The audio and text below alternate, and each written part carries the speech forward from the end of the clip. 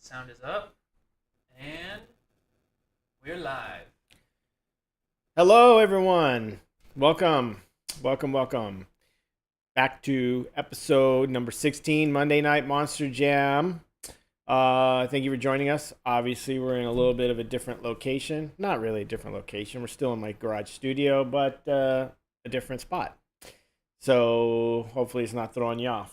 Tonight, we are kind of in my messy area zone because this is where I do all my casting when I'm casting resin or latex or what have you.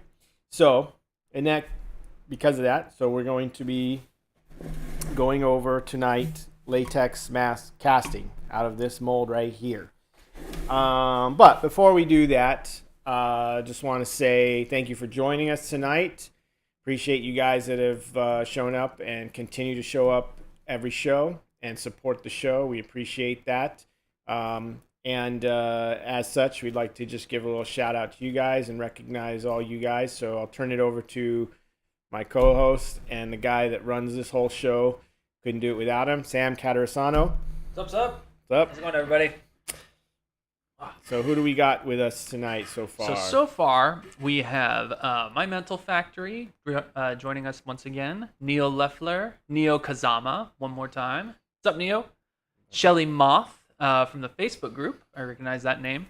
Rad. Matt Cable, Mark EFX, Kevin Young, Ellie Caicedo, I believe it's pronounced. Jason Giaconetti, Andy Neal joining us one more time. Hello, Andy. Chris Dawson, and Stephanie LaRoche. John Eubank, and Magneto Creations. A lot of people. Brian McCruden, Montoya Creature Designs. Yep. Yep. Sound off in the chat if you guys are joining us right now, or if you're brand new to the show. Let us know. We'll shout you out. And we'll, as people join in, Sam will chime in and let us know they're here with us. We appreciate all you guys showing up every Monday night. Like I said, we can't do it without you guys. If you guys could do us a favor, hit the like button, subscribe if you haven't subscribed. That helps us out, grows the channel, and gets us going a little farther forward. So, quick share with you guys. I got these done recently. Sold some to some collectors. Thank you to you know who you are. Thank you for buying and collecting some of my stuff here. This werewolf and this vampire plaque. These are available as painted pieces at $250 a piece, or you can get the set of the two for $400. Saves a little bit of coin, or sorry, $425. Saves you about $75. So the two are $425, or you can get the two, or you can get them singly for $250. I also offer blank castings of them if you want to paint your own. They are available as resin kits. I'll be getting them up on the site this week, the ordering for both of these. It's not up yet. I'll have it up this week sometime on my website, which is caseylovemonsters.com. So a lot of people have been interested in getting those. So if you're one of those people, they'll be up there soon. You can order. All right. Also, our giveaway. Sam and I were just discussing the giveaway. That's coming up soon. Yep. We are working out all the details on it. I'm still casting all the busts, the little magnets, but we are going to do the giveaway.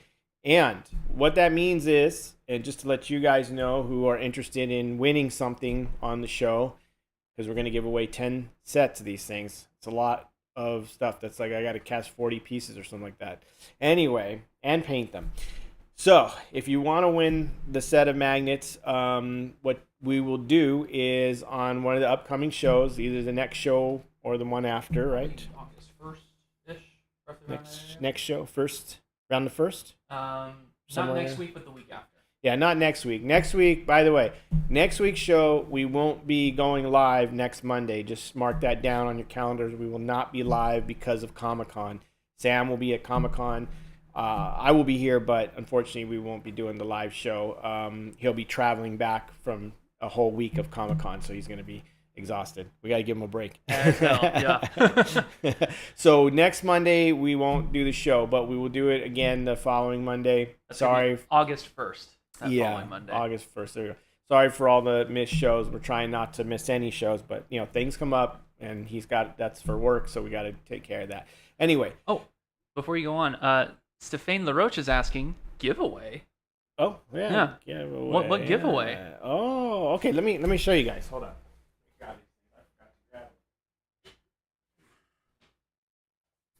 So the giveaway coming up. Here's some copies. Now, of course, keep in mind these aren't painted. They will be painted, but we're giving away to 10 lucky winners. We're going to give away a set of these magnet heads. So you would get all 4 of these characters fully painted and signed by me. And they're just that's what you're going to get right there. Boom, all 4 of those. So, but to win, what we're going to do is on one of the upcoming shows, we are going to ask you guys to show up, obviously, and you can only win if you show up to watch the show. So we show up to the show, and then we'll randomly pick names and draw names with some kind of random name generator of some type. Random name generator, so it's fair. It's not like we're just picking names out of thin air. And it will give us a name, and then we will announce on that show the winners, all 10 winners. It'll either be the next show or the show after. But that's how we're going to do it. So make sure that you're coming to the show, you're joining in on the chat, and letting us know you're here, or letting us know you're there. Not tonight, next show. And we will go through, and of course we'll go through all the details then too. But that's what's happening. All right. So tonight, let me put these guys out of the way here.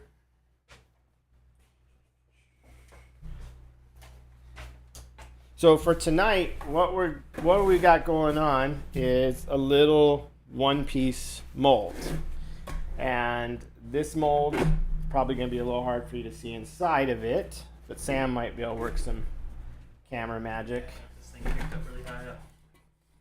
And this is just a simple, lightweight, one-piece mold that I made of my Funhouse Freak. So if you've followed my Instagram or my Facebook, you've probably seen recently me posting about a new class, a mask painting class coming in October, which is based kind of a little bit on the Funhouse Freak monster from that movie. It's not exactly that monster. I didn't try to copy that, but it's inspired by that monster.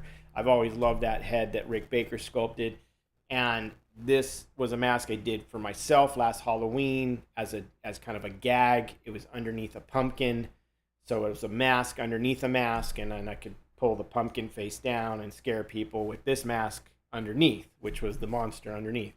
And then I was wearing like a Sam jumpsuit or something from Trick or Treat. So it was like a mishmash of monster ideas all slammed into one Halloween costume. Anyway, I was recently thinking, well, I have a mask class coming up. I need a mask to paint, and I need something cool for my students to do. So, bingo. I already had this mask done. I don't have to make anything or sculpt anything new. This is still a new mask. This will be perfect. So what I'll be doing is eventually I'll be casting a silicone copy out of this to make new master molds so that I can pour like 4 of these at one time.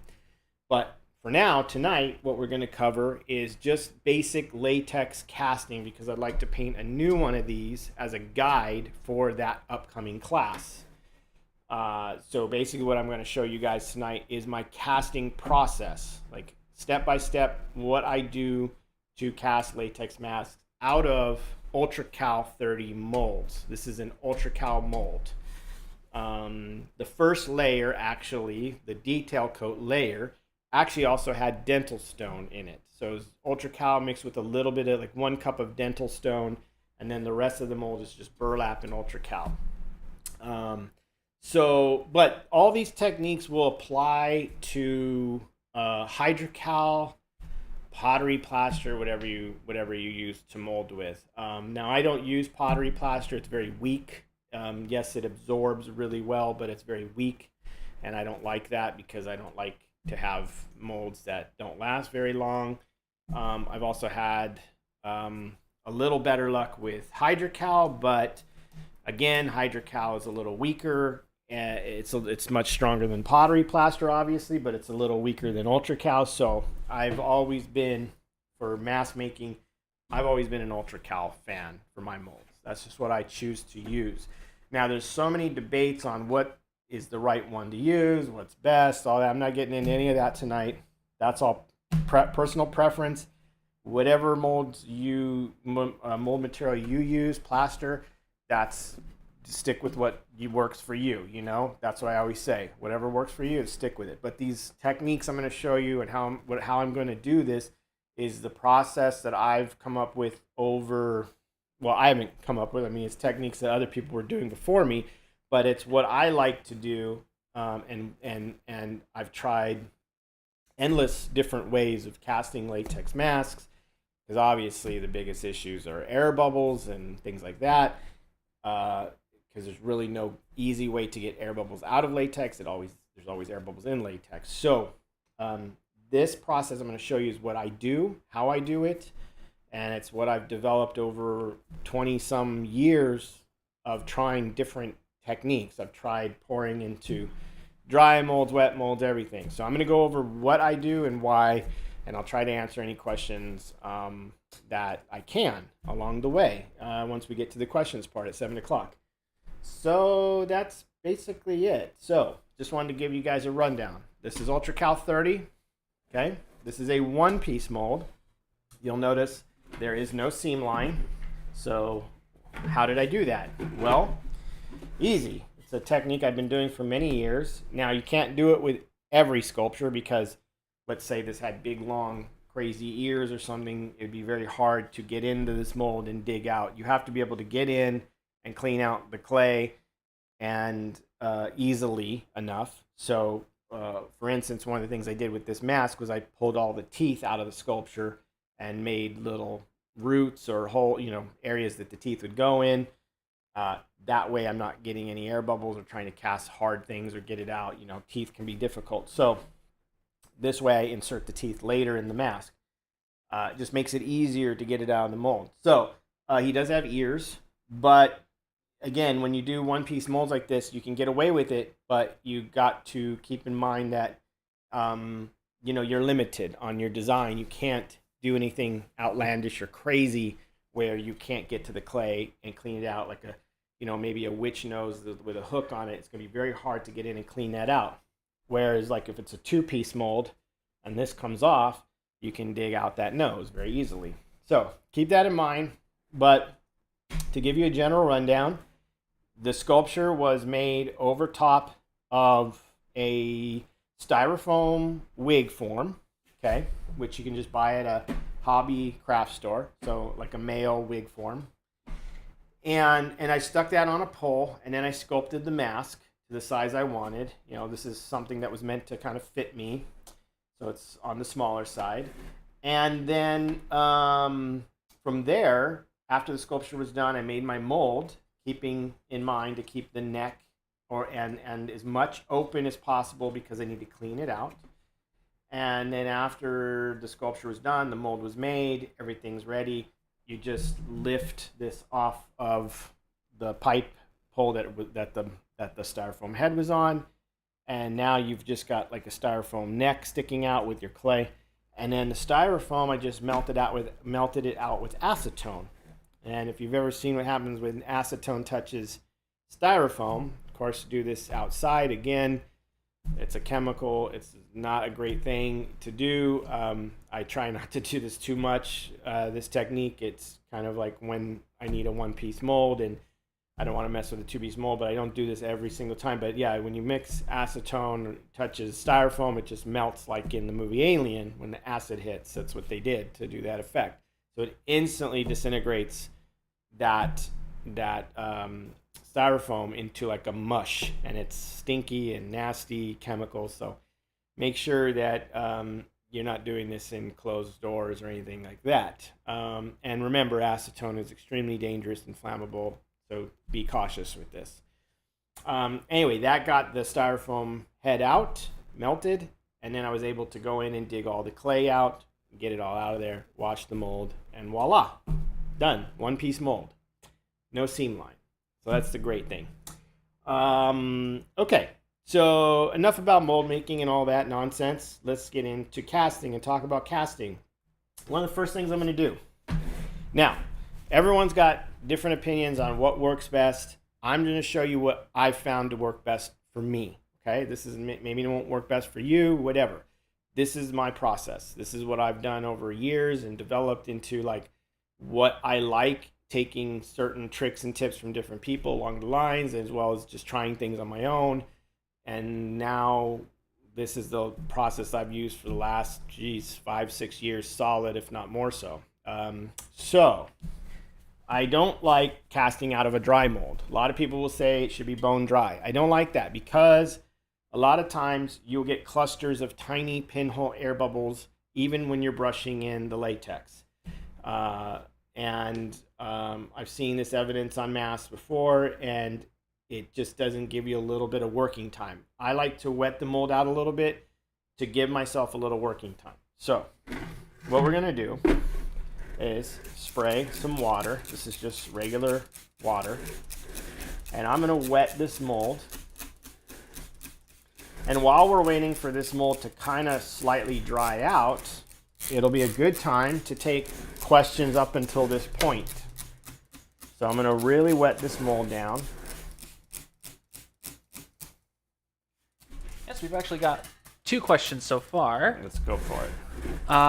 Let's see. Our first question Why is he wetting it? No. comes from Neil Leffler.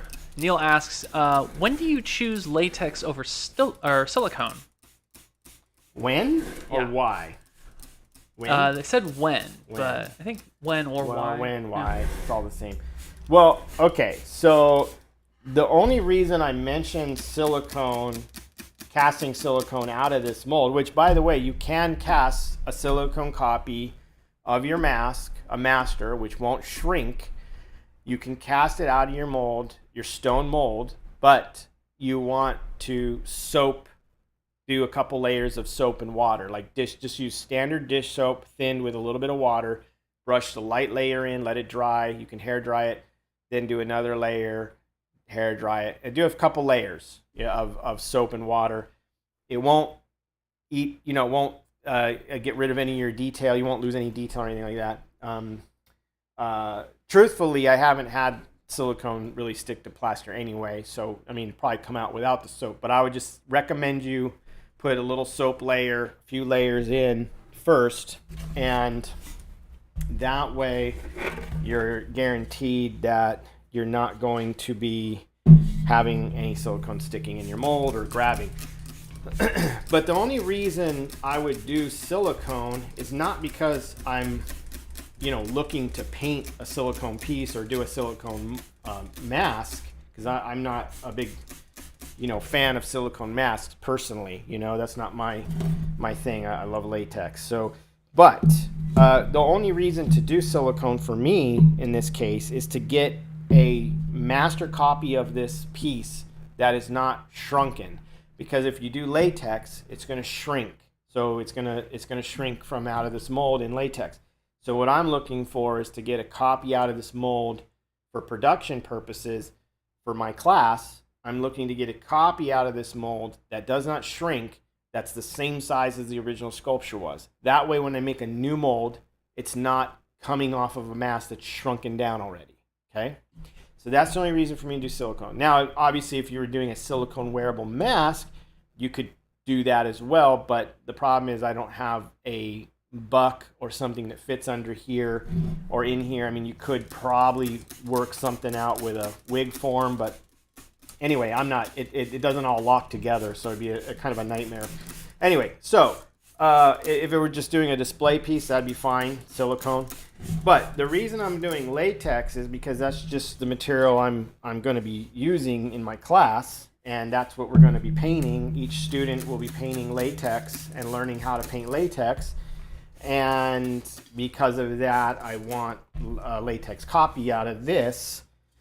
And what I'm going to do with the latex copy that comes out of this is I'm going to paint it up ahead of time and use it for advertising and to showcase the class. And because I'll be doing a little bit different paint job than the first time I did it, something a little more layered and interesting. Because the first paint job I did on this, it was very fast, very, very quick, just a couple hours. So for my classes, we usually spend 8 hours of painting, so we need something more substantial as far as a paint job, and we'll have fun with it. Let's try to think what else. But anyway, what I'm doing is just rolling this water around in here, which what they call this is just wetting out the mold. That's all this is. Oh, it's a piece of clay. Wow, it looks like I didn't get all the clay out. A little tiny piece of clay, wet clay. So the original sculpture was wet, which is water-based clay. Sometimes, you'll find a little sliver, which is what this is, that I didn't get out somehow. It's like that one piece of steak that just survives brushing, flossing, and mouthwash. Yeah. It just doesn't come out. Get the hell out. Now I'm not gonna, I'm not trying to make this mold soaking wet where it doesn't dry out. Now the thing is, so we're gonna wet the mold, but we're not gonna cast in the mold when it's super wet inside. So all this is doing is it's sort of, think of it like this. Think of it like a plant that's dried out and needs water. What we're doing is hydrating the mold. And the reason I'm hydrating the mold and doing this with water is because what that's going to do is, first of all, I'll pour latex in, and then you'll see that I'll pour the latex back out immediately, and then you're going to see me go in and brush with a soft brush the latex to capture all the detail. Well, what happens is as soon as latex hits a mold surface, it wants to start skinning and setting up immediately, especially a dry surface. If it hits a dry surface, it immediately wants to start skinning and setting up. So what I'm going to do is I'm putting a little water in here and wetting the mold so that basically I'm going to sort of, how do I say this? Retard the drying and skinning time when the latex hits the mold. It's going to give me a little more working time to brush the latex in everywhere and capture all the detail before the latex starts skinning too badly or gets set up. Okay? So that's the whole purpose of what I'm doing. It's just wetting out the mold, and it's going to give me a little working time. So you can try this if you like or not. Some mask makers swear by not doing this. They swear by bone dry molds, that the mold needs to be super dry. Others swear no, it needs to be damp. You can do it any way you want or whatever you prefer. I'm just going to show you my way, and this is what I prefer. Bone dry molds for me don't work. I've never had good success with them. That's just for me, my personal preferences. And so, just take it for what it is. It's personal preference. You can do however you want. Everyone's got their own tricks and things that they like to do or work and don't work. So, and try both ways, see which one works best for you. Now, when you get into giant big molds, and you're brushing up 2 giant mold halves, because you got a mask that's enormous, like this witch back here is a pretty big one. You need some working time to brush it up, so that's another advantage. Now, this isn't going to get rid of every single air bubble in the world. I mean, you still can trap an air bubble or get an air bubble here and there, but this will take care of 90% or more of them for sure. I mean, I get pretty clean castings. I don't have, maybe 5 to 10 air bubbles to fix, if even that. So I like this method. Other people I know that use this method is Jeff Death at Death Studios. He does ultra cal molds. He wets out his molds. I don't know offhand. I'm trying to think of any others, but yeah, there's. I don't know, if you're a mask maker watching this and you do it, chime in or chime in if you don't, or why you don't like it or whatever. Everyone's got their way. So I'm just going to show you mine. So I'll just keep wetting this a little bit. Now, what you don't want too, here's another thing. You don't want a mold that's so wet, soaking wet, that and you put latex in what can happen is that let's say your mold is a little glossy somewhere inside because it's wet and you pour your latex. That's too soon, because what will happen is in those really wet areas, you'll get a huge crater, a weird crater from the moisture. So what I'm going to do is I'm going to dump this water out eventually once I feel the mold is wet enough. And then what I'm going to do is let it kind of dry out a little before I start putting latex. So that the mold is damp, but it's not wet, because you don't want it soaking wet. That will actually cause more problems. Funny enough, with Ultra Cal, when the mold is brand new made, I get the best casting ever. The first casting is always the best, with the least amount of issues and bubbles, because the mold is all wet and it's not absorbing too badly. It's got a lot of wetness in it from making the mold, with all the water. And the first casting is always the best one for some reason. I mean, all the other castings are great. There's nothing wrong with them. It's just that one comes out always with the least amount of problems for some reason. I think it's because the mold is at its wettest. But the surface inside is, just slightly damp. It actually lines up with a question that was asked earlier by Dave Felchick. Dave was asking, how many masks can you get out of a typical mask mold? So it varies. Okay, that's a tough question to answer with certainty and with an exact number. And the reason being is because every mold will be different. So you can have one Ultra Cal mold that lasts a long time, and you can have another one that does not, for whatever reasons. A lot of the molds I find after 7-10 pulls, you'll start seeing some layering coming off.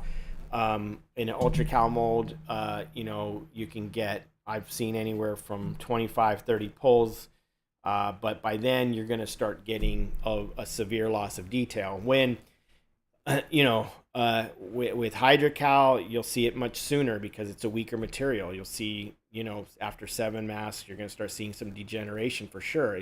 Pottery plaster, after a few copies, you're going to see it. So, because that stuff's very weak. So the weaker material you use, the more chance you run into the mold wearing out quicker. So you can basically say you're going to get somewhere between 7 to 10 decent castings, but after that, you're definitely going to see some significant wear, because every time you pull that latex out, you're pulling a little bit of surface layer with it. A little bit of powder coat comes off, and slowly over time. Also, you notice I'm not blasting this with a hose or some kind of hard water, because you can wear down the mold that way too. So it's best to just use a spray bottle, or you can get a bucket of water and dump it in and then dump it out if you want to fill up the mold with water. So that's the best way. Don't get a hose and start blasting the heck out of your inside of your mold, because remember, as you wet this surface, it does soften the plaster a little, and then also the wet latex sitting inside overnight is also going to soften that layer. And then that's what happens when you go to pull the mask. The first layer coat, which is your detail, is softened up, and so it easily comes off a little bit, just a little bit at a time, like a powder coat. And every time you pull a mask, you're pulling a little bit with it. So eventually what happens is your skin pores get softer and softer each time, not every time, but after a few pulls, and you start noticing a loss of detail, which is another really good reason why you can do a silicone copy out of a new mold, because first of all, you're not going to get any shrinkage. So it's better than doing a latex copy. And the silicone copy doesn't need to be solid, right? You wouldn't do solid. It would just be a skin, and then it would be backed with soft foam, and then I could pull it out of here and get it out of the mold. Then I need to be able to collapse it to get it out, just like latex. So I'd do a fairly thin silicone, maybe 1/4 inch thick everywhere, 1/8 inch to 1/4 inch max thickness, and then soft foam this, maybe even leaving the inner hollow. The foam, the great thing is the foam you can also just take out as a separate piece, and then I can peel the silicone out and then put it back on the foam. So it'll be easy to get it out. But that will ensure me a copy of this mask that's not shrunken down. So if I do a latex master, I'm going to shrink about 15 to 20%, and then I'm going to make a mold. That mold's going to be significantly smaller, and then that casting coming out of that mold's going to be even smaller, so you just keep shrinking. So but if you want a shrunken head, you could just keep going and making molds, and you keep getting smaller and smaller. Okay, so this is pretty good, I would say. I mean, it's wet enough. It's been soaking all this water up little bit by little bit.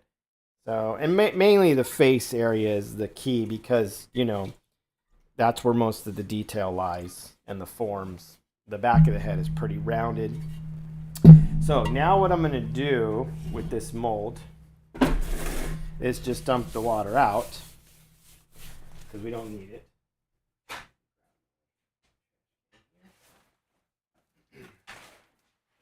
So we're just going to dump it out into this trash can below us here. It's no biggie, just water being dumped out into a bucket. Now, what we have is a glossy inside layer. So I'm going to tip this upside down just to let it drain any excess.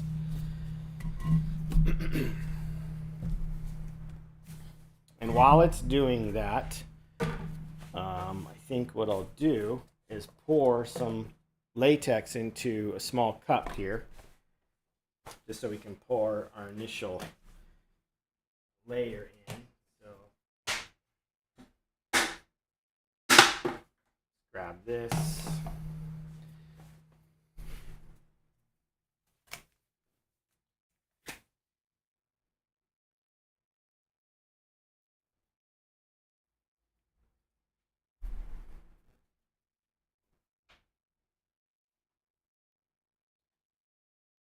And what I'm going to do is pour down here. Got this in. I'm just going to pour some latex into this and fill it up. And this is just going to be enough latex to, all this is for is just to pour in to get the initial coat.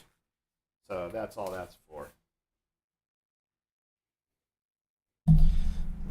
Grab these over here. So now what'll be happening in this mold is, now you'll see, if you can see inside this mold, if we can capture some of it, you'll see that in there is now no longer soaking wet. There's a few areas in the ears that are hard to see on camera that are wet, but generally, yeah, there we go. So generally inside there'll be some wet areas and high spots, but generally inside it's not soaking wet anymore, because the mold has absorbed all that moisture. That wet glossy layer is being absorbed. Now what we're waiting for is for that to be everywhere, and then I'll give it a few minutes. So while we're waiting, we can take a question or two. Sure. We're actually getting a lot of questions tonight. Thank you very much, guys. Really appreciate it. Yeah, thank you. We'll be here all night. Well, Matt Cable actually was asking, what's the goop? But we'll come back to that a little later on the show, hopefully. Oh, hold on. Maybe we got an answer for that. Let me check here. Okay. Actually, I just asked Jordu a few minutes ago, because he's the one that gave it to me. Thank you, Jordu, because that was miracle goop. He said, I think it's called Alco gum. So ALCO gum. Alco gum. And there might be a name for that that's more chemical, or not chemical, but like a specific name for Alco gum. But, you know, some of the people on the Facebook group seem to have nailed it, in my opinion. I mean, one of them looked exactly like what it was, and I forget what it was called. But a few people have. And, look, there's different ways to thicken latex, and all the ones that people were sharing are great. And they are very much similar, if not the same thing as what I was using. I'll definitely try to find out exactly the name, whatever that is. But Alco Gum is what Jordy was saying. So that might be what it is. Awesome. Yeah, Dave Felchek was actually asking about that too. Yeah. All right, so moving on from that. But I call it Gorilla Snot because it just sounds cooler. It looks exactly like it, So too. market it and pour it off into my own stuff and charge everybody a fortune and call it Gorilla Snot patching. Yeah, Gorilla Glue, if you guys are listening, hit us up. No, I'm just kidding. I'm not going to do that. I was just joking. Capitalizing. Our next question comes from Jesse Ahrens, I believe it is. Ahrens. They ask, does working in your garage affect your latex, paint, or supplies, etc.? I'm from Oklahoma, so I always wondered if heat would affect my own supplies. The only time I've had something affect something was when I had when we had a pretty rainy season once in California. It was rare, obviously. We're always in a drought. Like we are now. Yep. So there was one time I had a rainy season. I just wasn't paying attention, and a little bit of moisture got into some resin. And as you know, urethane resin hates moisture of any kind. And then my whole batch of resin was frothing, and I had to throw it away. It was just wasted because once any moisture, even a drop of moisture, gets into urethane resin, you're done. It'll just froth, and your castings will be total garbage, just filled with it'll look like a sea sponge inside the casting. That's the only time I've had that. Latex, no. And the only other thing I've had, and I'm going to tell you guys about, is don't make your plaster molds of any kind. First of all, store your plaster in a fairly warmer environment, not a cold garage. If your garage gets cold and you're in an area where it freezes, you don't want to store your plaster in there. Try not to. And don't make a plaster mold in freezing cold weather, unless you have your garage or your studio heated. If you're taking super chilled plaster and dumping it into water, it's basically like dumping ice cubes into your water and mixing ice cube plaster, which is going to make a very weak mold. And I've had the whole detail coat just come off on the first casting. I mean, literally the whole detail coat just completely come off on the first casting. So because the mold just could not heat up and do what it needs to do and go through its cycle properly. So yes, cold, super cold climate, like close to freezing and below, is really bad for plaster and really bad for latex. If your latex gets frozen, it's shot. So yes, keep those materials in warm. Now I don't have that problem. Obviously, I'm in California. Even the winters aren't that cold. So compared to East Coast and Midwest. So of course, I don't have those issues. So the only issue I have here is if it's too hot, I can't run resin because it sets up too fast. I mean, latex, it's great because it dries it right away. Okay, so that's about it. Now, what I do next is I kind of feel around inside with my hand, and I'm looking. It's damp, but it's not soaking wet. There's no puddles in here, in the ears or anything. Nothing like that. It's pretty much ready to go. And we just check some of these areas here, like the nose. Yeah. So what it feels like inside, whereas when I first pulled the mold out of storage, it was pretty much dry as a bone. It was very dry. Now there's a little dampness in there, and that's kind of what we want. That is what we want, actually. So now's a good time to pour latex in because I don't see any wet spots. You don't want any wet spots. And then what I'm going to do is have my handy brush ready here. I've got a brush. Now I don't use chip brushes for this. I like to use, actually I won't need this bucket right now. I like to just use very soft art brushes. These are just your very soft art brushes to brush. Chip brushes I find make more air bubble problems than anything. so I don't like chip brushes. Now what I'm going to do is just pour the latex in kind of in one spot slowly here, and actually let's do it at the maybe at the back of the head here. Okay, so here we go. So now the next step is to pour your latex in. Now I don't need a ton of latex. We're not trying to fill this up just yet. Okay, and now I'm going to slush this around inside my mold and basically try to capture, or just not capture, but cover the surface. Okay, so we're going to cover the surface, and then I'm going to actually dump this right back out as quickly as possible because we don't need it. And I'm not going to sit here and let it drain. I'm just going to get most of it out as quick as I can. That's good enough. Okay, now I'm going to take my brush and I'm going to come in and brush thoroughly, carefully brush all the detail.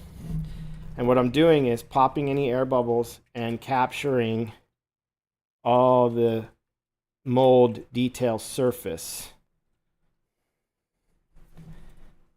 And I start usually at the most difficult area, which is the face. You know, where all the really cool detail stuff is, the teeth and eyes and things like that. And then I'll just brush all of this, and then, you know, I got to get into those ears. So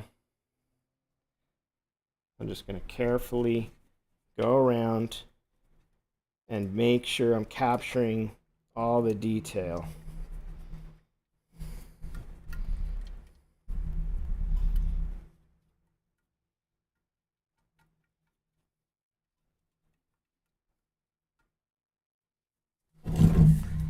Now I'm going to work down the back of the head. Make sure I got this ear. Sorry, it's going to be hard for you guys to see, you know, everything here because it's a one-piece mold. If it was a two-piece mold, it'd be a little easier. No, it's okay. I'm getting some pretty good ones. Now what I've done is I've pulled all the excess latex down into the back of the head.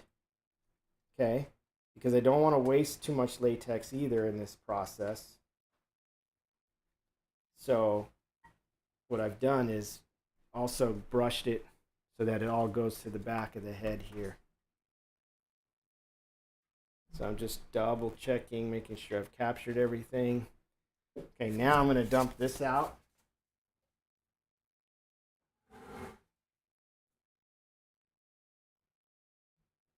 And then what will happen is you'll still have a thick skin in here. So I'm going to brush through one more time just to loosen up the excess latex. Dump it out. Try to get as much of it out as possible so we don't waste too much. Okay, now that's good enough. Now the next step I'm going to do is take my water bottle and I'm going to squirt inside here. Okay? And what I'm doing is thinning the latex detail coat in the mold.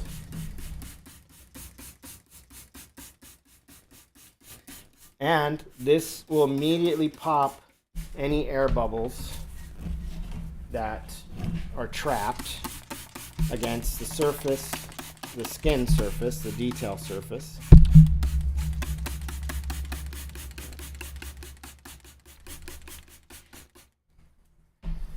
Okay, so now we have like a puddle of water.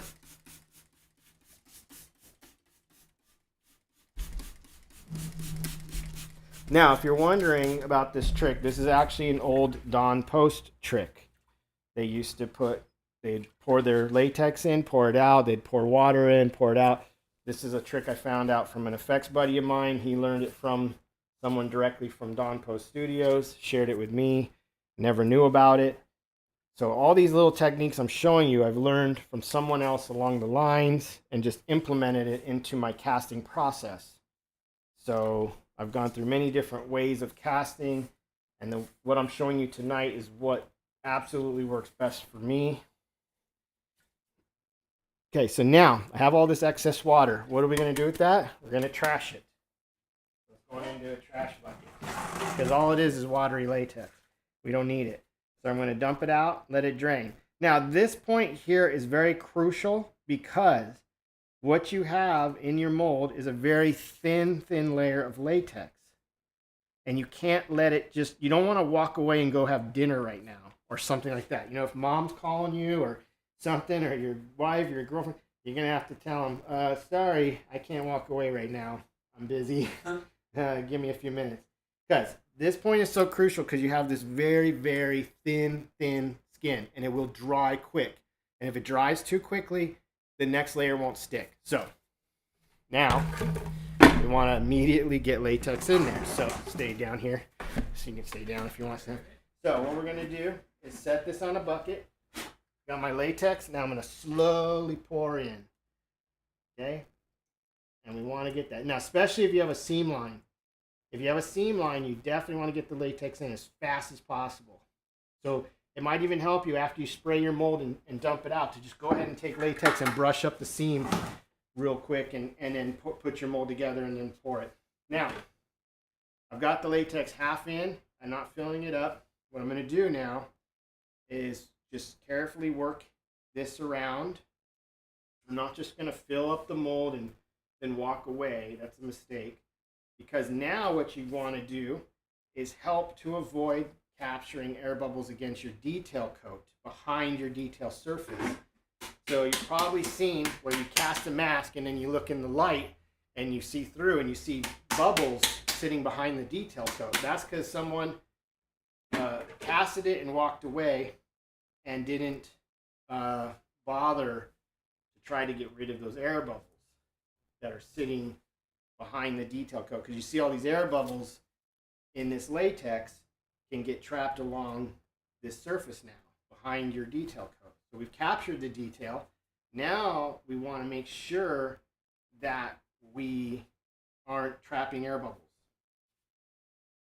So that's why I'm going to continue to rock this around with just a little bit of latex and agitate it and bang on it, because that's going to make the air bubbles want to go somewhere else other than against the surface of the mold where we've captured all our detail coat.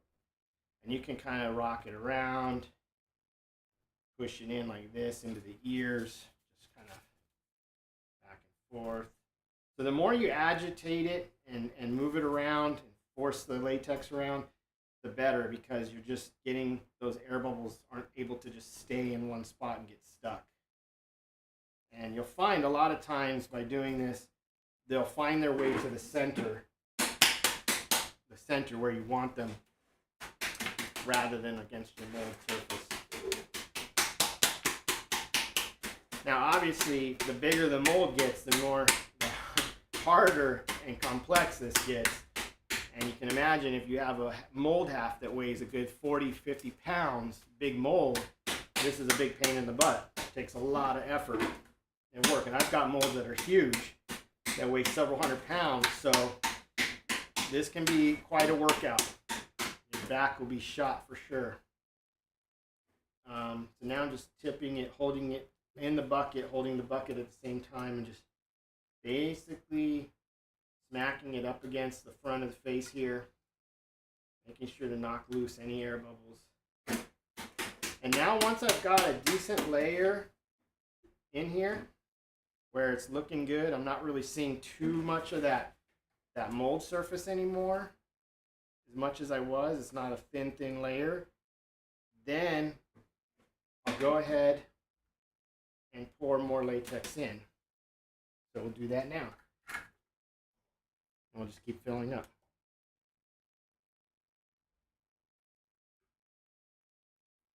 Okay.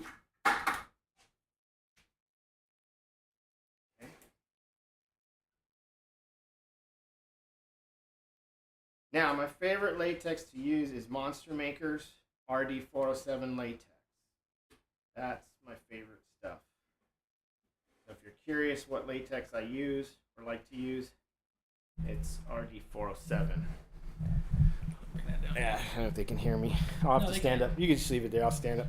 So, yeah, Monster Maker's RD407 is my latex of choice. That's pretty much all I use. Stuff works great. Amazing latex. The cream-based latex. It is formulated just like original RD407, actually a little bit better. I know the guys at Monster Makers, Arnold Goldman, has made some improvements to that latex. So if you're wondering what I prefer or what to use, I would recommend that. There are some other good brands out on the market too. Some of them I haven't tried, so I don't know, but you can go by whatever's closest to you, or because I know shipping can be expensive. On a 5-gallon bucket of latex can get pretty costly, so you might find another brand nearby. But I prefer Monster Makers. So now what I'm doing is just filling all the way up, because I've been agitating and agitating. So now I'm going to get this all the way full.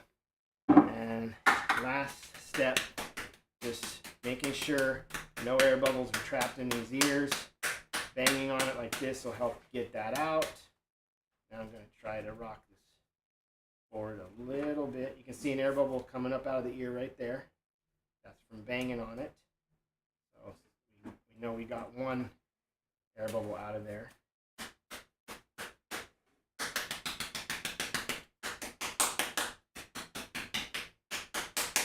Just slap it like you'd slap your kid. I was saying it's like slapping or trying to burp a newborn. Slap it like you're slapping your kitten. Yeah, burping your newborn. No, I'm just kidding.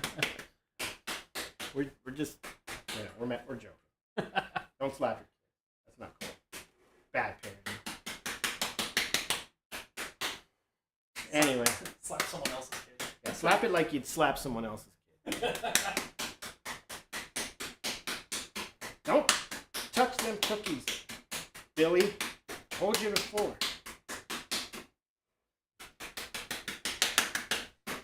All right, so I think that's enough slapping. I'm probably annoying everybody on the Instagram. On the YouTube. Well, let's slap it more then. Let's just annoy everybody. No, all right, that's enough. All right, so we've got it. Let me fill it up. I can probably go just a touch more. Just a tad.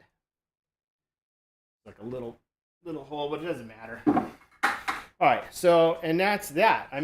Basically, that is the process. Now, if this were a 2-piece mold, you would follow these steps to a T, but you would do the back half and the front half laying down or on your table, brush them up, squirt them with water, pour the water, excess water into here, then put your mold together, fill it up, probably brush up your sides or your not your sides of your where your seam line, not the sides of the mold, but where right against where the seam line is going to be, just to make sure those don't dry out too much. But no need to brush latex onto the meeting surfaces of the mold, where the seam is. That's not necessary. Just up to the seam edge, if you will. Now I've got some latex in this. So I'm going to do my best to save all this liquid gold, as I would call it, because latex is expensive and it only goes up in price, never goes down. So, try not to waste anything. You leave that brush in there too, right? Yeah, I do.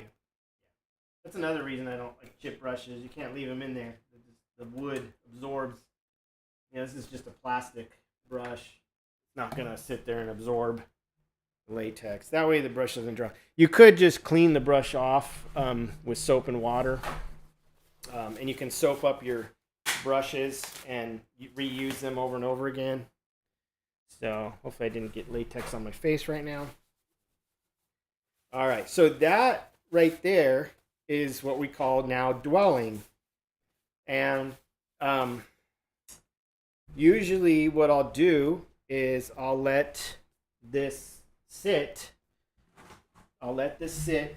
for several hours at least in this mold, dwelling like this, which obviously, with the show being only 2 hours, we're not going to see that. But what I'll do from here is I'm going to let this sit for a couple hours, and we'll take questions. And then tonight, later, after the show, I will dump it out, and then I will let it sort of set up a bit. I'll dump it out, and I'll drain it. Let me go back to that for a second. I'll dump it out into here, and I'll drain it so it stops dripping.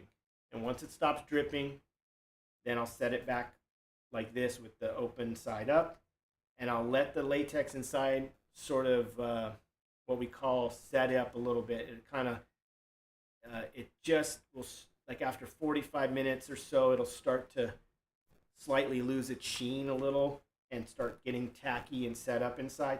Then I'll dump more latex in. So I'll do another layer, and that just gives me a nice thickness right there. So I always like to do another layer. And then what I'll do is immediately dump that layer back in the bucket.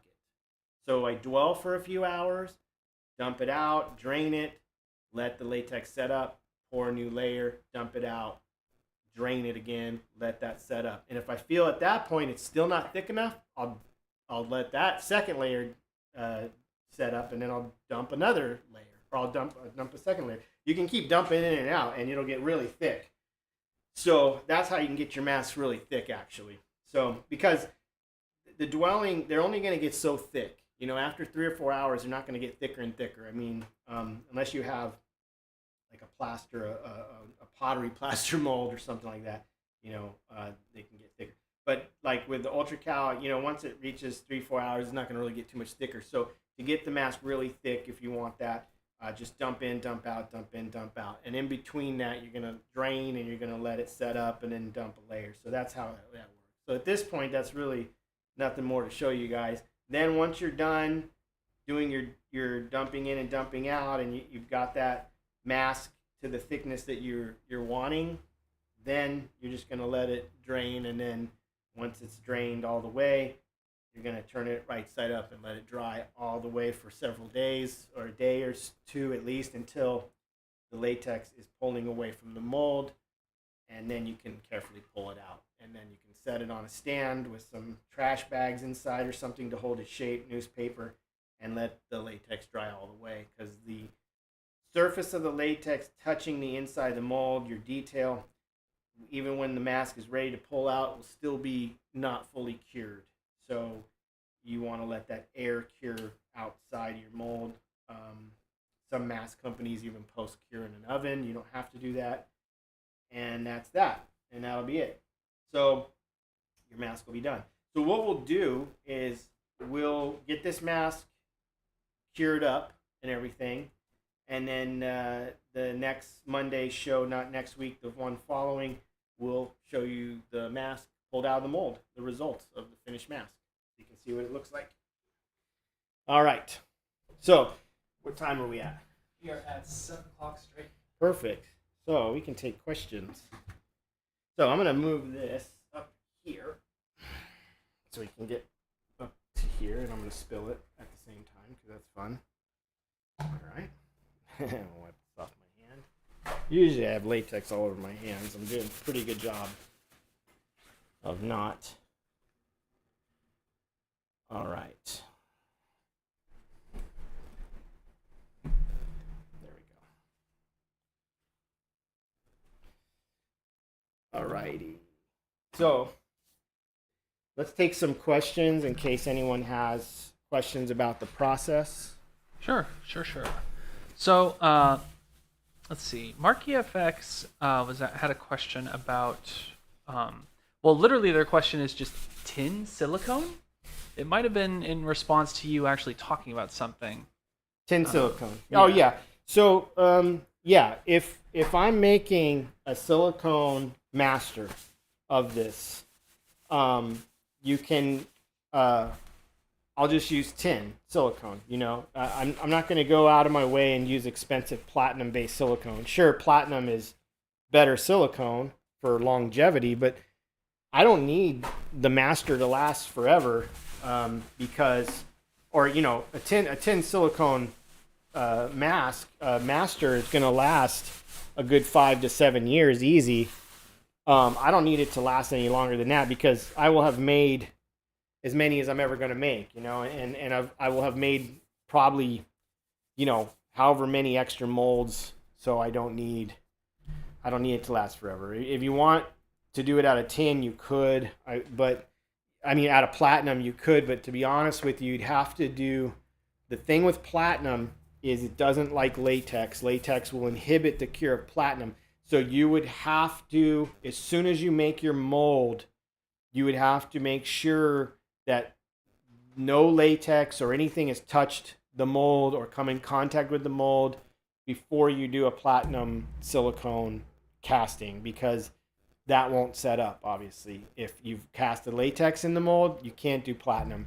And you need to make sure that there's nothing going to inhibit that platinum silicone beyond latex. So, you'd have to test it and all that stuff. So I would highly recommend avoiding platinum silicones, if that's what he's referring to. I don't know. Mm-hmm. I just use tin. I use silicone from Smooth On. That's a brushable. It's actually a brushable silicone that brushes up in layers and has a nice thickness. And I can do it in layers, and it doesn't droop all over inside the mold. And it sets every 45 minutes. It sets and stays in place. So that's a nice thing to do a master. So the silicone is called Stroke, Mold Max Stroke. Let's see if I have it here.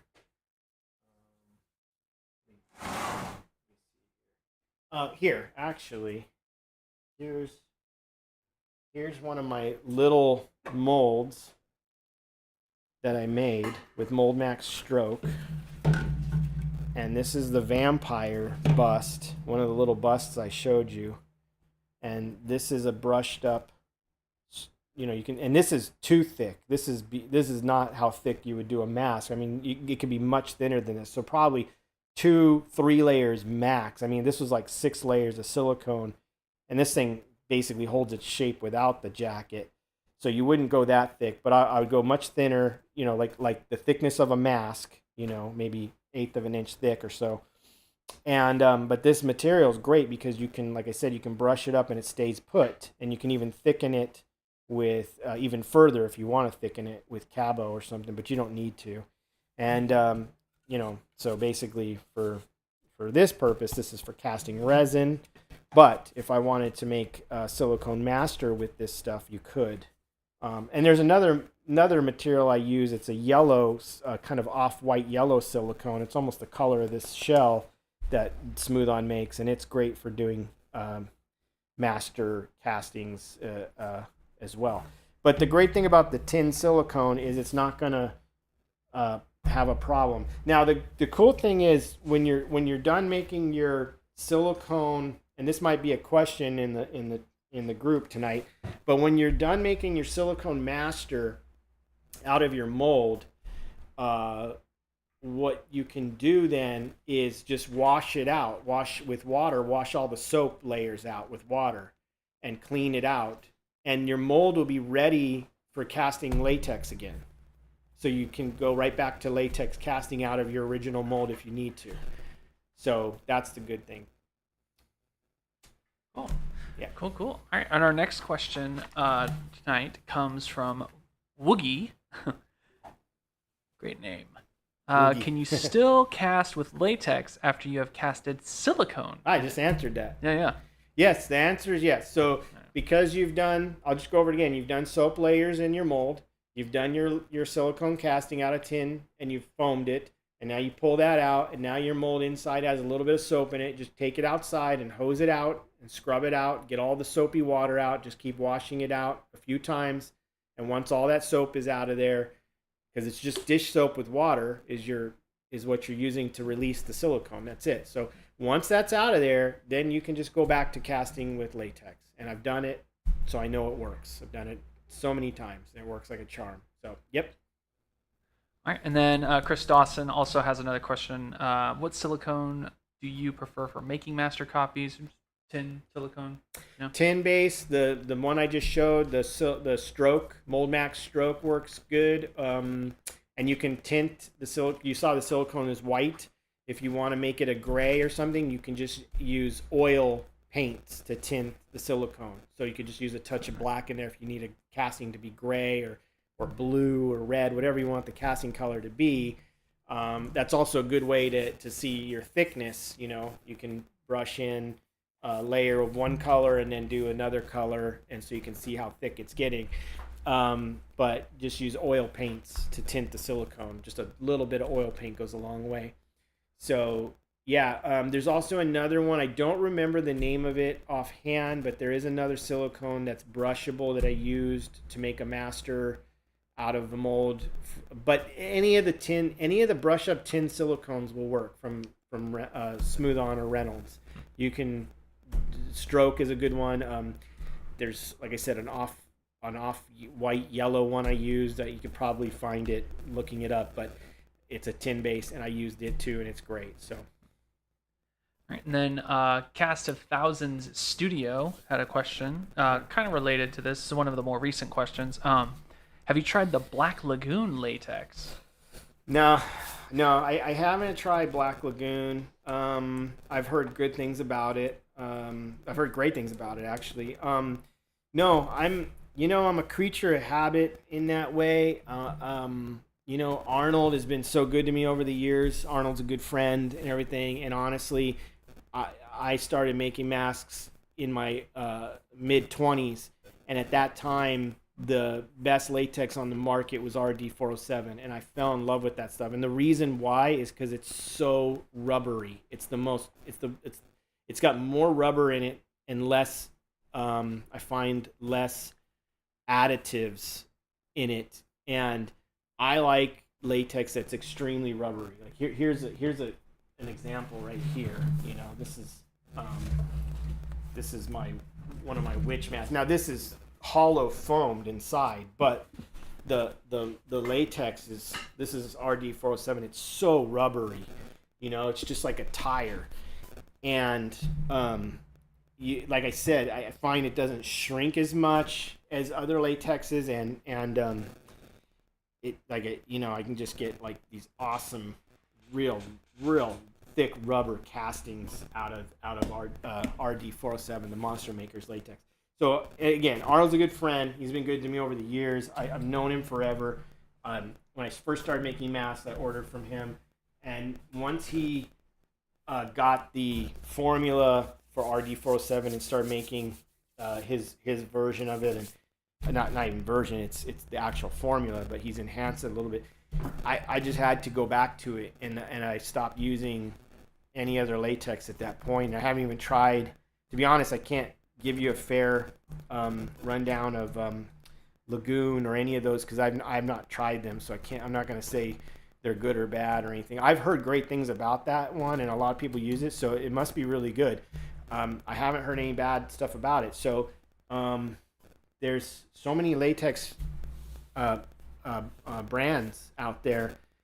I've used Chemionics latex. I've used a number of different ones, but to be honest, I do see a difference, and my favorite is Arnold's Monster Makers. You know, so again, it's all personal preference. I'm sure there's many good brands out there you can go with.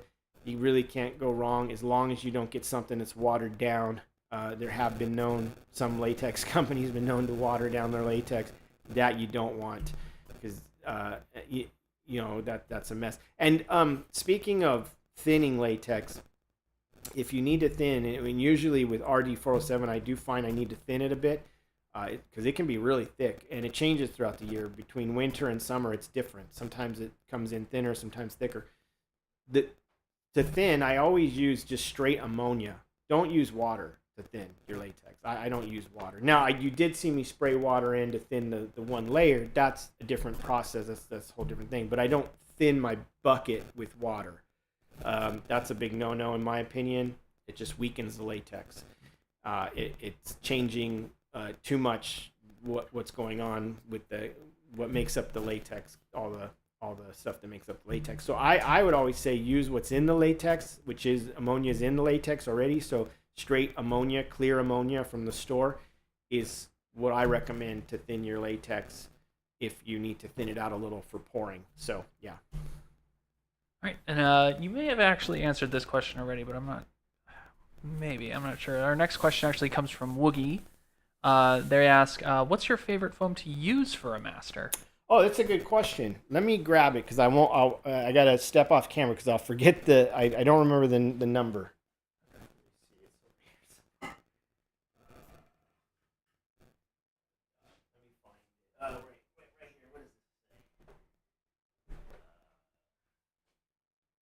Yeah. Polyurethane. So, my favorite foam that I've used that really I find works best and sticks really well to the latex is TC274 polyurethane water-blown flexible foam by Berman Industries. They sell it.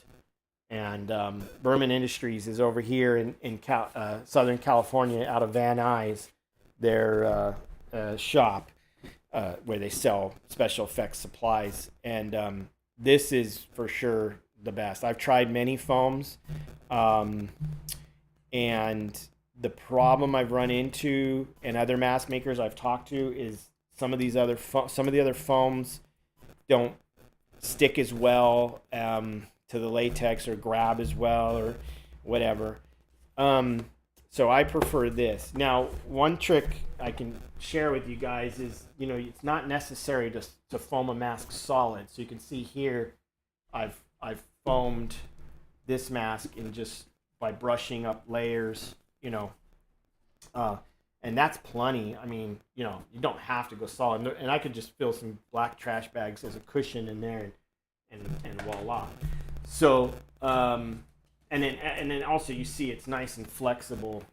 It's not like it's soft and cushiony, but it's not like super, super soft. I mean, it's nice and cushiony and soft enough, but it also helps the mask hold its shape even better. The mask will hold its shape even without the foam because I've casted it so thick, but this really does help it out, because this wouldn't be for wearing this mask. I mean, it could be, it's big enough, but this mask is really for collectors, just collecting. I always stuff some bags in there, but yeah, this foam here I find is the best. And I know some other mask makers swear by this too. So I've tried some other brands. I mean, try them out, see what works for you. But again, this one I love because as you can see, even in this mask, it's grabbing really well to the latex, where I've had other foams that you can just pull away, like it just pulls right away. And I didn't put any glue or anything in here. That is one thing you can do. You can spray glue, cement glue with a spray can, and then foam it, and that helps glue it in. But you shouldn't have to. And this stuff grabs really well. The other thing is about foam. I'll tell you guys. Do it in small batches. If you have a big mask like this, and let's say you do want to fill it solid, do small batches at a time. Don't do one giant batch and pour it in and let it just foam all the way up. It's better to do small batches, rotate it, get it in everywhere, get it in all the ears and the nooks and crannies, and just work your way up to the top. And then by the time you get to here, you'll know to cut back on how much foam you need, and you can just brush up the rest and finish it off. So, got some nerdy stuff to her head now. All right, our next question comes from Shelly Moth. Shelly asks, "How do you feel about epoxy molds, epoxy molds for latex molds?" So, epoxy, like fiberglass molds and stuff. Yeah, for latex molds. I mean, the problem with any material other than plaster is it's not going to absorb the latex. So what that means is, in an epoxy mold or fiberglass or resin, you're trying to put latex in there, you can't dump it in like this and let it fill up and you expect something to happen. It's just going to slush all the way off the side of the mold. It's never going to set up. So what you have to do in that case, it's not impossible. There is a process to do latex in there, But what you have to do is brush in thin layers and hair dry every single layer completely dry. So you'd have to hair dry, brush a thin layer in, very thin, have no pooling anywhere, hair dry that layer really, really well. Now, the great thing is it's not going to shrink away because it's not a plaster surface.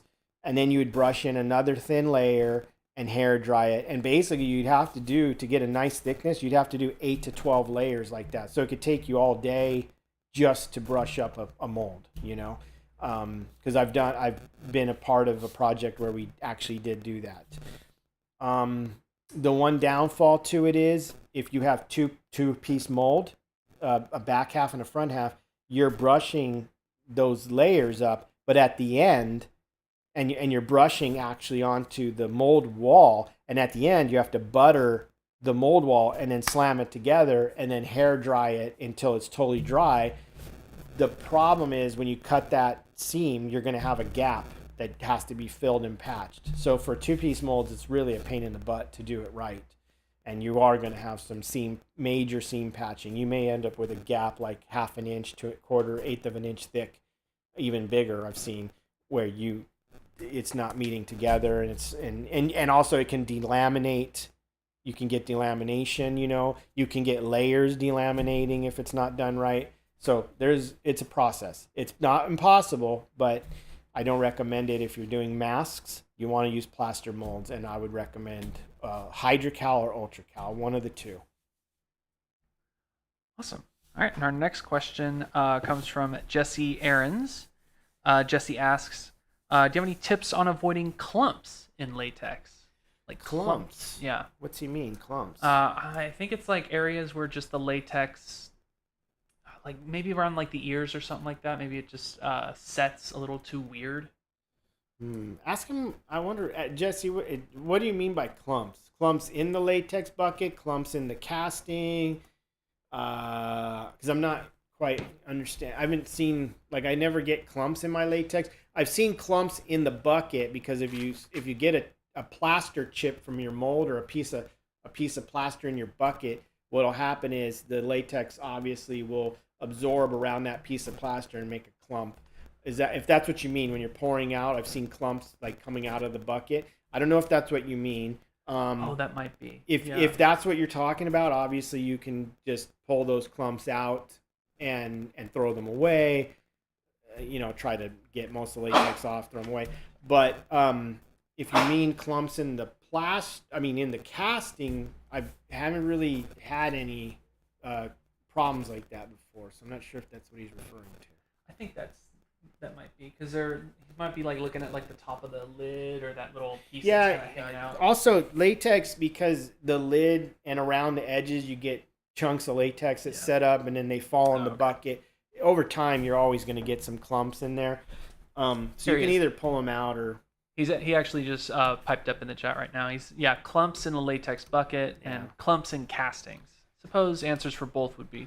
Well, okay, so he's meaning, you get clumps in your latex bucket, and then when you pour your casting, the clump goes into the casting, and sometimes you get a clump of latex stuck on an eyebrow. Yeah. The thing with that is, though, I to be honest with you, if you get a little clump like that, I wouldn't pull it, because sometimes you can pull it, and the layer that dried underneath, it'll pull it off and delaminate from the mold. So, unless you catch it right away, you can probably grab it and pull it out of there quickly enough.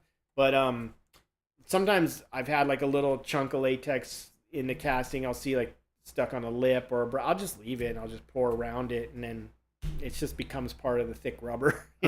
If it's I can understand if it's a mask though, and you don't want a big clump somewhere like around an eye socket. Then just try to carefully pull it out of there, without pulling away your brushed up. Because remember, the sooner you pull that out, the better. If you're waiting a little bit or trying to do it in between later on when you're pouring in and out of your mold, you're trying to do it, I wouldn't touch it, because you run the risk of pulling your whole detail coat up that's drying under there. Because remember, once that starts setting up under there, that's it. It's going. It's not gonna be wet under there anymore. It's gonna be like a skin. It's setting up a skin.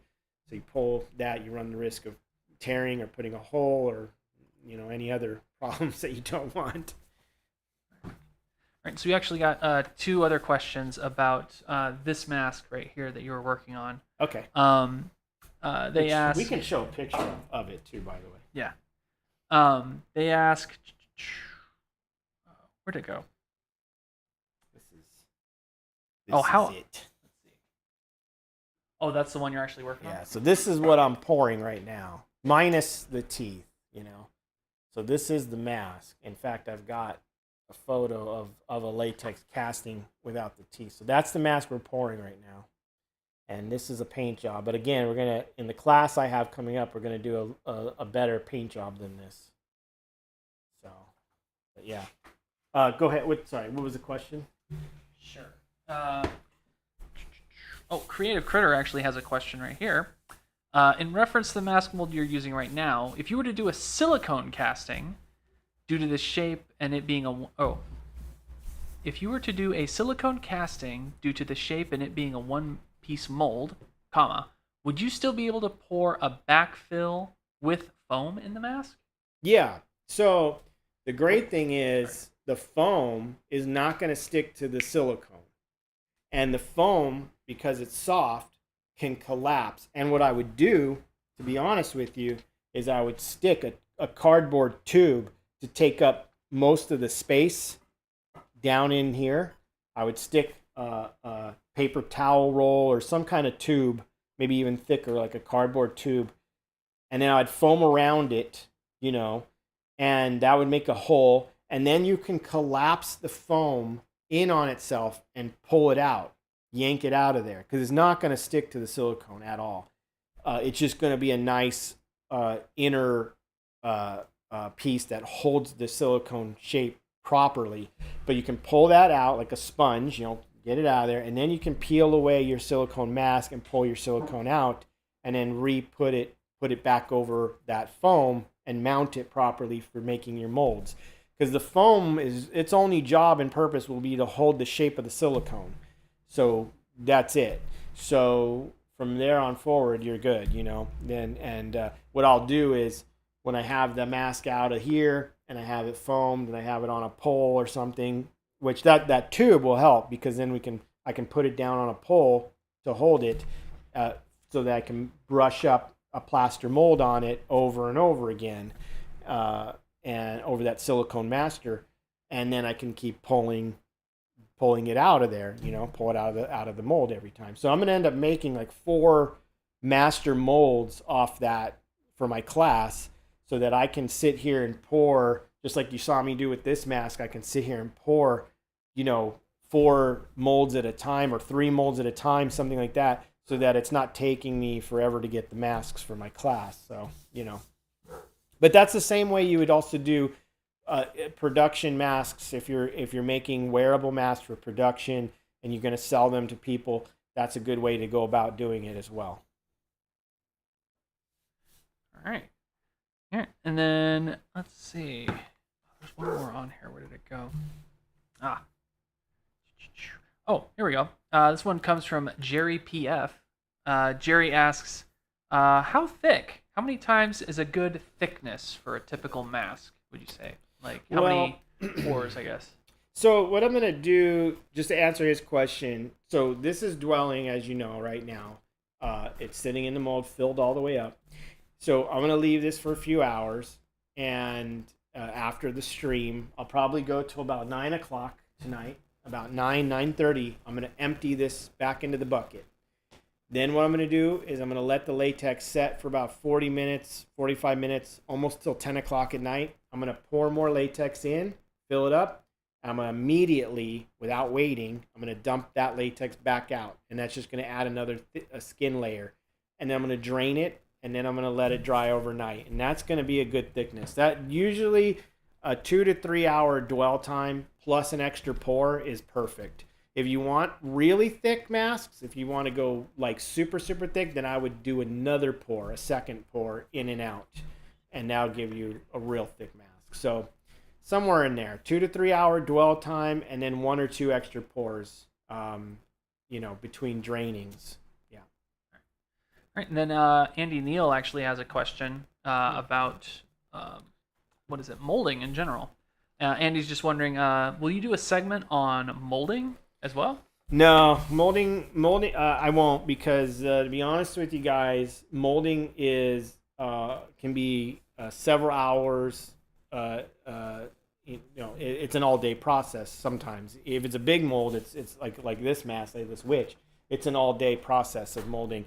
To make two halves and all that, it's too much time to do it. I mean, I wouldn't be able to do it here on camera, unless it was like a small half mask, then we could probably do it in 2 hours, but I wouldn't want to risk it or rush it. When you're making a mold, you want to take your time and you want to do it properly, and you don't want to have any stress or any cameras on you and rushing. I will at some point. I won't do it I don't have any plans to do it on the YouTube live stream, what we're doing here, but that's not to say I won't capture it on video and sell like videos later or something like that. I do plan on doing a whole entire mask making video series where I take you all the way through sculpting, all the way through molding, casting, and painting. So I will eventually get to that. It's been a kind of a long time coming, and something I've wanted to do for many years. So I will get a video out that I'll sell down the road that shows every step of the way from start to finish, the whole process. But on here, I think it would be hard to video and do a whole mold. Plus, after the mold's done, you need to clean it out, but you got to wait for the mold to set up. That takes a good hour to 2 hours for the mold to heat up, cool down, and then clean all the clay out. Takes another hour or so. It's a lot of time, so it'd be impossible to really show it on here, on a live stream. There's just not enough time. Yeah. I'm thinking like if we were to ever try to do it, it would be a thing where it's like we would start the stream at the very tail end of the whole process. Like the whole stream would just be you cleaning out the inside of it. Yeah, I mean, it'd be hard, because making the mold alone would take up almost the 2 hours, and then cleaning it out's another hour, depending. Well, a half mask, maybe a half an hour to clean out, and then clean it all out and get it done. I mean, it's like it takes a bit of time. So I just don't think we could fit it in a 2 hour stream feasibly. But I definitely will be doing a mask making video where I show the whole process. I don't want to leave anything. I want to show detailed sculpting, roughing out the sculpture, everything, designing a mask, the whole 9 yards, making the mold, 2-piece mold, casting it, all that stuff. So that is a goal for me to get that done in the next year or so. So yeah, eventually. Yeah. A lot of positivity for that. Yeah, really rad. No, I definitely want to do it for sure. I've been wanting to do it for years. I just need to get some time to do it. And time is not easy right now. Yeah, speaking of videos, Obscure One was asking, are there any videos of you pulling a mask? And that makes me wonder, I wonder if when you actually pulled this one, if you can get somebody to just film it on an iPhone. Yeah, well, I could just iPhone film this for an Instagram quick time lapse. I could just time lapse this for Instagram. I want to say I might have done that on what was it? I might have posted one on Instagram a long time ago or something, someplace. Maybe that was I was pulling resin casting. But what I'll do is for this, when it's done, in between the live streams, I will do a time lapse of pulling this out or something, or film it or something, something along those lines, and I'll put it on Instagram, and then we'll show the final piece when it's out of the mold on the next stream. All right, and then let's see, just catching up. There's so many questions. There's easily at least 30 to 40 well, questions. We could do a couple more. We can fit in a few more questions before we do artist share. We're gonna do an artist share tonight, guys, but we can push that till the end. So keep the questions coming. We'll try and answer them. Yeah. What else we got? Let's see. Our next question comes from Matt Cable. Okay. Matt asks, how do you get your silicone casting out of the... Oh, actually, no, you already went over that one. There was one I saw earlier that had to do with... what was it? Jason Giaconetti is actually asking a question off topic from making a mask. What's with the pumpkin head behind you? I was waiting for someone to ask about that. This thing? Yeah. Oh, yeah. I don't know. What's with that thing? No idea. It just kind of showed up. It's just there. It's just there. It's cool, huh? It's cool. It's a big boy. It's big. And he's not alone, because I'll show you guys this silicone mold, which you might be able to make out what it is. But if you can't make out what it is, it is. So I don't have a cat, or maybe I do have a casting. I should ask my son. So if you can't make it out, I know what that is. yeah, it is the baby pumpkin head fetus as well that goes with it. So this is a mold of baby pumpkin head, the fetus, which will go along with him. Yeah, this is a big piece that I've been working on for many years. This pumpkin head, and just a personal project, of mine. Painting a few up for some people. All right. Anyway, our next question actually comes from moving on. Mad Makes. Mad Makes asks, as a sculptor and metal fan, I'm assuming you've met Adam Jones of Tool. Uh-huh. If so, do you have any cool stories to share? No, because my meeting of Adam Jones is just brief moments. I met him first at a Chet Zar show. I was doing a show, one of Chet Zar's gallery shows. I was showing some art, and Adam was there, and I think Chet introduced me to him. In fact, Adam Jones was a special effects guy before. A lot of people know this. I'm sure you guys know this, but he was a special effects guy at Stan Winston Studios. He worked on Jurassic Park. And story goes, he had this side band going on, and he one day decided, all right, I'm going off to do this band thing and see effects business. And from what I understand, if I have the story correct, a lot of the effects guys working there were like, what are you, crazy? You can't leave your career to go hopefully get a band off and going. Well, that band was Tool. So yeah, I guess you can. When you got it, you got it. So I'm sure he had, he was aware that, somewhat aware that this band would be good, or maybe not. Maybe he was taking a big risk, but whatever. It was his passion, and he went off and did it. And man, more power to him, because Tool is killer. And I just know he's a super humble. Seems to be like a super humble, nice guy. He follows me on Instagram. He often likes some of my posts, so that's awesome. And I follow him. I same thing. But yeah, I don't really have any good stories. I'm sorry, because he isn't someone I really know on a personal level. I'm just a fan, like all you guys, and I've met him a couple times, but very brief, almost in passing, not really stopped to talk. The guys that I have chatted with that I actually know, or it would be Gary Holt from Exodus. I know Gary a lot better. I've talked with Gary a number of times and hung out backstage with him and stuff. He with Slayer and some of the guys from Slayer during their tour when they were still touring, and Testament. I've hung out backstage, and Anthrax, and met some of those dudes, and who else?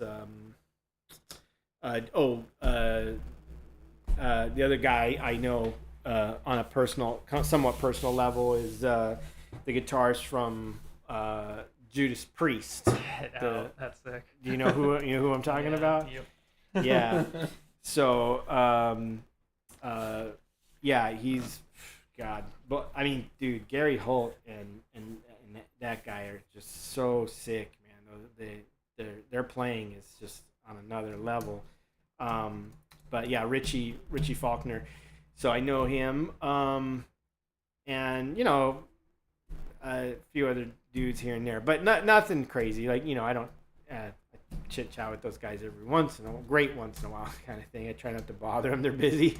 But and I'm a metalhead. I go to see a lot of thrash shows. You know, Death Angel and Exodus and Testament are some of my favorites, and Suicidal Tendencies and Slayer and you know, all that stuff. I love all that stuff. So, and what else? What was his other part of his question? It was about if you know Adam Jones, if you have any cool stories. It was pretty much okay. it, yeah. No, I don't. Unfortunately, I don't know him well or anything. Kind of on the same topic though. Yeah. I thought I saw an advert about Cannibal Corpse doing some. I don't know if it was just a show or if they're actually starting a tour. Like, yeah, that'd be killer because my son would want to see them. my son, who is 10, can seriously rip some Cannibal Corpse lyrics. Like, I've woken up in the morning at 7 in the morning to him singing Cannibal Corpse, and he's 10 years old. And it's like, God, yeah, it's insane. There's a couple of songs he dang sure should not be singing, but right. Yeah, I know. There's a few of them that. Yeah, and I think he's already seen them. But no, bad parenting. No, good parenting.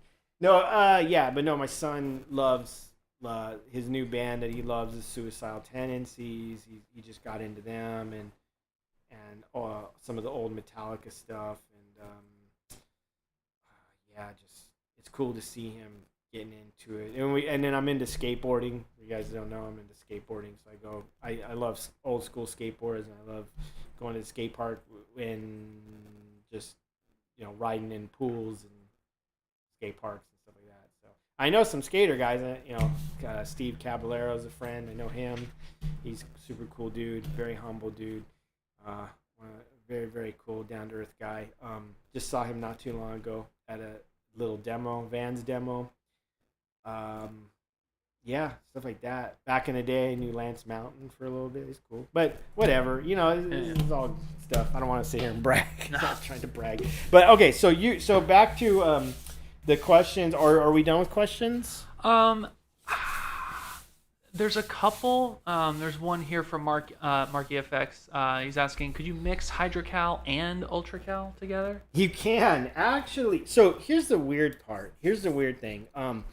Back in my early days, in the early 2000s, I used to do that all the time. I don't know why I did it. I know that I didn't like Hydrocal, and the reason I hated Hydrocal or become to hate Hydrocal, because I really do, is I had done a mold and one side of the mold expanded so badly compared to the other side that my mold seam was off by a mile, and it pissed me off to no end because I worked so hard to make this mold, and it set up so fast, and you had to work quick, and it was so stressful. It was the most stressful thing ever, and I just hated it. Now, there's a proper way to work with Hydrocal once you get it down, but I still see pros stressing, you know, working with that material, because when it goes, and you can't do it in layers really well. You have to, if you're going to do layers, you got to be on top of it. You got to have someone on the side mixing for you, and then you're adding and they're mixing, and they know they're in sync with you. They know when you need new batches and don't, and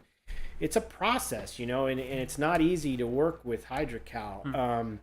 And I just don't find it's worth it in the end, because the mold, like I've seen, it doesn't hold up over time. You pull out castings and the mold starts dying quicker than Ultracal. And for me, Ultracal molds die, you know, too, over time, pulling. So the casting after casting.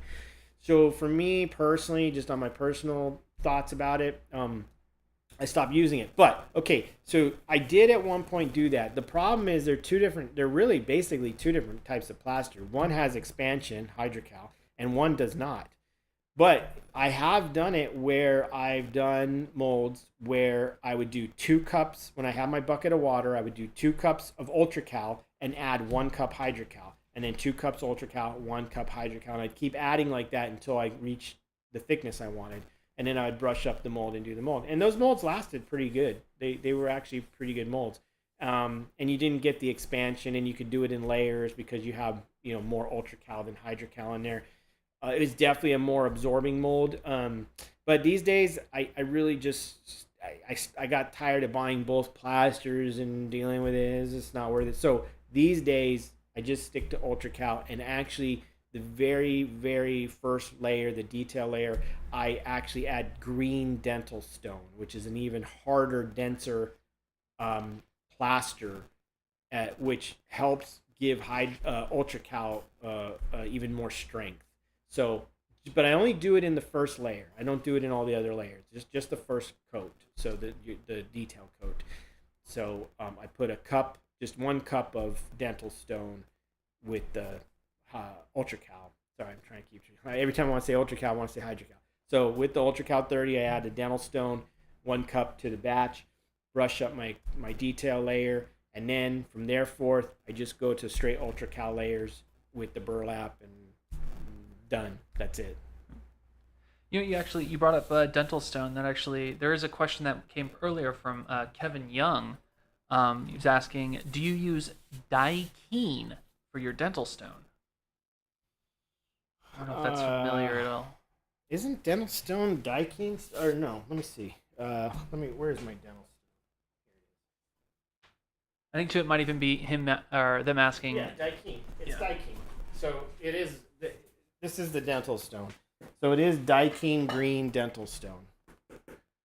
So you can buy it at Nigel's, Berman, wherever.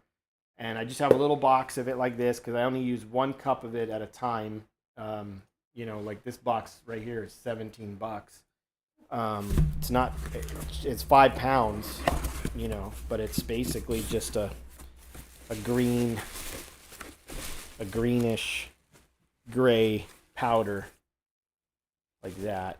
And so I mix a small cup of that into my brush up batch of Ultra Cal, and then that strengthens that detail coat in there. So yeah, that and what that's good for is your first layer with all your detail, all that hard work all that work you've done to get your sculpture finish, which, as you guys know, if you're taking your time and making a nice sculpture, it can take days, if not weeks.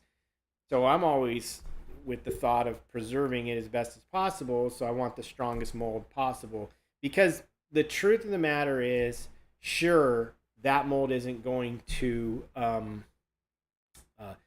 dwell a thickness on its own as well as like a hydrocal or pottery plaster, even more, but I don't need it to, because I can just layer pour it after it's dwelled for 2 to 3 hours. I can just do layer pours to get to the thickness I want. So I can still get the same thickness out of this mold as you can a hydrocal or anything else. Maybe not pottery plaster. Pottery plaster, you can get like really a tire thickness, but I don't need that either. That's the other side, is like I don't need a mask that thick. That's crazy thick. So I mean, this, which here I showed you guys, I mean, so that's the truth of it is you can just layer pour it and get to a super thick mask. I mean, incredibly thick mask without it. Let me see if I've got here.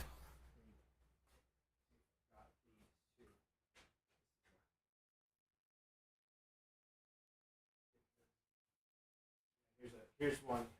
Here's a mask I recently poured without any foam. Let's take all the plastic bags out of this, and you'll see just how well it holds its shape. And there's no plastic bags in there, and you can see this is like a real nice. And I could go thicker than this too. Like I could have done another 2 pours in and out and got this even thicker than this, and I could get it really thick, like if I wanted. But this is thick enough. I mean, this is a very nice thick mask right here. But I could go even thicker. So it's just what you want to do. If you want to keep pouring layer in, layer out, layer in, layer out, you could just keep going, and then you'll have a very nice thick mask. But like again, this is a beefy mask just as is. You can see it. So there you go. And again, this is another one-piece mold. So you can see kind of how cool you can crazy you can get with just one-piece molds. You know, you could do stuff like this. This one obviously is a two-piece mold. You can see the seam line coming down here on the width, and you can see this. Okay, so you see this white chalky layer too. Let's talk about this. You guys see this white chalky stuff? That is that's plaster. So that's part of my detail coming off. Not my detail, but part of my mold. A thin layer of the mold coming off onto the latex. So over time, okay, these wrinkle lines and stuff are going to get softer and softer because you can see the plaster's coming off onto the latex, and that's where you get loss of detail or softer detail. You know, so the next copy will get a little softer and a little softer. So eventually, you know, the mold will either wear out or become useless, or and I'll just toss it and I won't make the mask anymore. But if I had a silicone master of this, then I could just make a new mold. So, you know. All right, and I think that is going to do it for questions tonight. That was a ton. That was a lot, man. And you know what? We have 10 minutes left, which is perfect for artist share. Yeah. And we've got a good artist share tonight.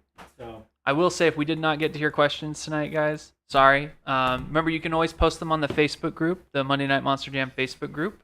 You can also tune in the next time we actually have a show, which is going to be August 1st, 6 p.m. PST on Monday. Yes. And ask your questions once more again. And we will definitely answer them then. But thank you guys for the questions tonight, though. They were excellent. Yeah, keep in mind, guys, next Monday we won't be airing live because it's Comic-Con. And Sam will be down there working the show, so we won't be able to do it. But we will hit you, like he said, August 1st. That's the next one? August 1st will be the next show. Moving right towards the end of summer, man. What the heck? Okay, so let's do artist share tonight. This is an artist who I have followed his work for many, many years. And it's this very book that introduced me to his work. I was familiar with his work before this book. However, I didn't know who he was at the time. I'd seen his work. So what I'm saying is I'd seen drawings and things of his work, but I wasn't familiar with who he was, you know. As some of you guys may know or know me, I'm a big fan of not just 3D sculptors, but also 2D illustrators. So, you know, Bernie Wrightson and all the guys like that, Frank Frazetta. But this guy, Kerry Gammil, is an amazing, amazing artist. And this book here, if you don't have this, you're going to want to get this book. And, you know, when you look at the cover, you'd say, oh, it's a superhero book. It's not. I mean, the cool thing about this book is a lot of these concepts that you're going to see, these illustrations I'm going to show you, are right out of Steve Johnson's effects shop, because he used to work for Steve and other effects shops, mainly Steve, I think, for a while. And he did a lot of concept work for Steve Johnson, his effects studio back in the day, and many others.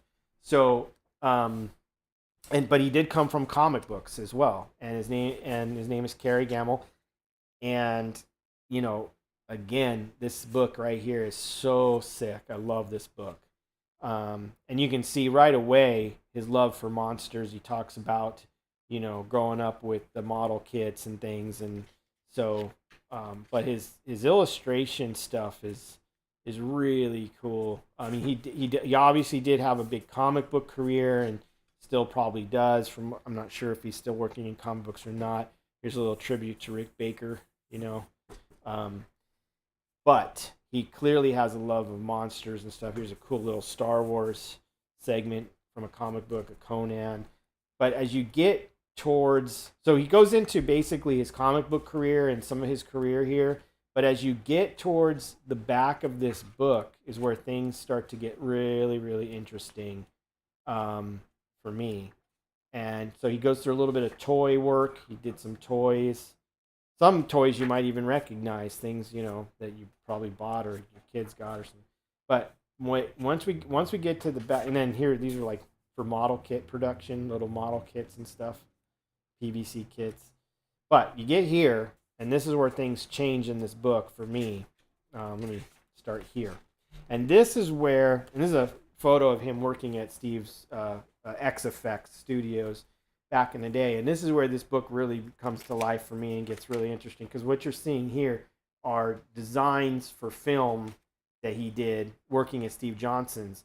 And all these are, pencil designs, but they're fantastic. They're really cool, for different films. Some were TV shows. And like here, for example, they show you his illustration and then the clay sculpture that was done at one of the effect shops. So, he's got some aliens, and this is a killer devil. This devil's so awesome. I've wanted to sculpt this thing so many times. It's like not even funny. And, these are just all concept designs that he's done working for effect shops and for different films and TV shows. And the designs are super cool. Like, that's so killer. Things, love this. So, a very inspiring book. Here's a little Sill species storyboard thing from one of the Species movies. And then the male species character, and here's a cool like Black Lagoon creature thing for something. I know there's some designs in here from the Superman movie. I like how quick of a read it is too. Like, it's not like a huge textbook or something like that. Right. It's like a little chapbook, and it's Yeah. just chock full of like so much stuff. Oh, it's just Crazy. it's endless. Like this, I mean, like you just saw, there's so many cool things. Some of this stuff is from like a Superman movie, which was the movie that was gonna have Nicolas Cage. Yeah. And then there's even like, here's this killer shark man for an ABC thing. It was an ABC miniseries. That's so rad. And just all kinds of, like, here's this is from, like, I believe a Hulk movie that never came out. They were doing this huge animatronic Hulk. And yeah, just endless stuff, and just a great book. I mean, if you want something for inspiration, if you're a mask maker or into stuff and you just want a little inspiration, I believe this was a Doomsday concept for Doomsday. Cool Cyclops. So anyway, this book, man, is a must-have. So I've had this thing for years. I don't even know how long I've had this. But I've looked at this book many times for just to get, like, not to copy stuff, but just to get inspiration out of it. And that's a great book to get you inspired. So, unfortunately, I'll be honest, I don't know a whole ton about Kerry in his full career. I just know that he did work in the comics, and he did a lot of toy design, and then he got into special effects design for a long time. And I know he worked for Steve Johnson a lot. In fact, the forward in this book is by Steve Johnson. So that's as much as I really know of Kerry's career and all that. So I wish I knew more. I could share with you guys, but I highly recommend, if you can still find this book, Drawing Monsters and Heroes for Film and Comics, get this book, man.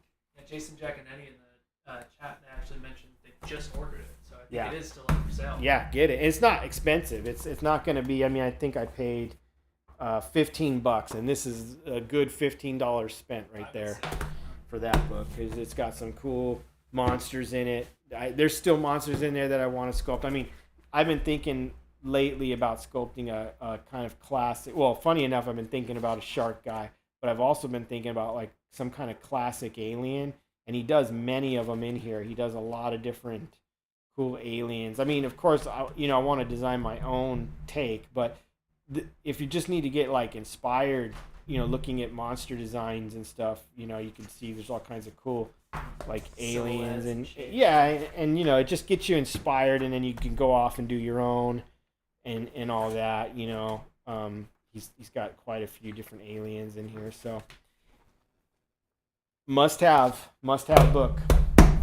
Yep, good one. So that leaves us at 7:58. So here's the deal. We will let this mask, Funhouse Freak mask, dwell a little longer.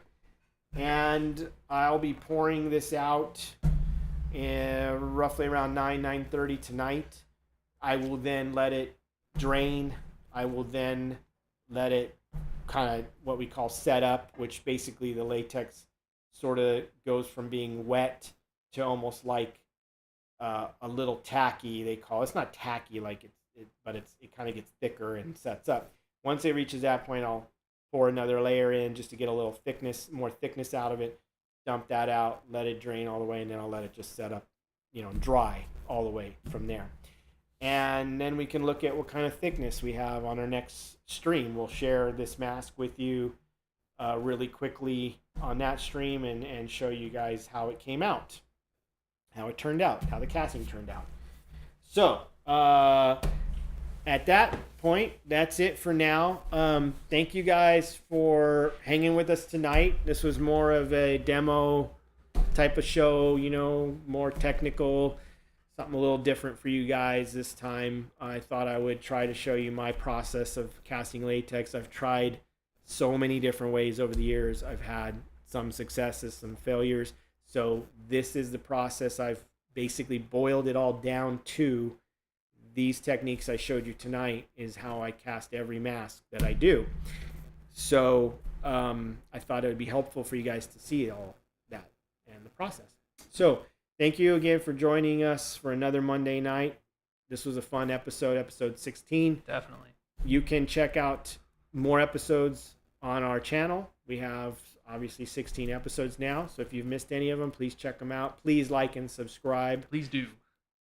That helps us tremendously with the channel. If you know anyone that would learn from this, benefit from it, or just be entertained by it, whatever, please share with them. Please share on your social medias if you don't mind. It helps us grow the channel, and we would appreciate that.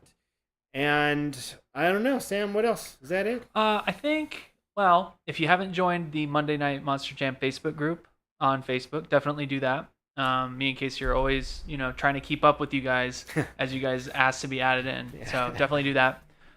Just a reminder that next week we will not have a show. We will be coming back on August 1st.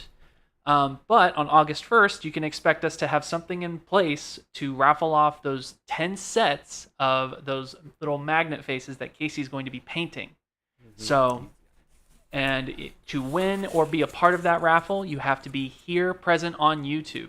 And we'll let you know a little more of the details as we get into that show or get closer to that show. We'll announce too on my Instagram page the giveaway coming up. Like we'll announce that we're going to do the giveaway, probably a week in advance, and leading up to it, we'll keep announcing it so you guys don't miss it. But you definitely want to be here for that show because that's the way to win in the raffle is to be there present at the show.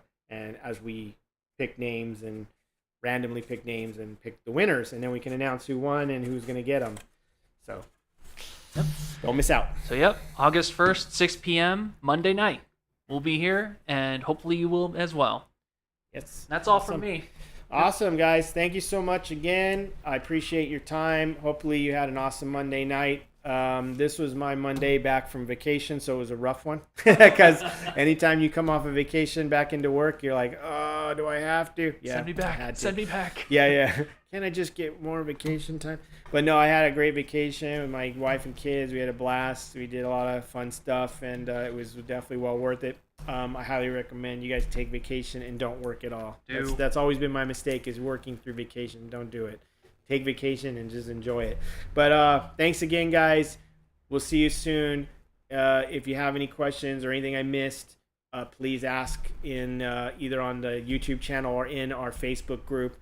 If you haven't joined, please check out our Facebook group, Monday Night Monster Jam.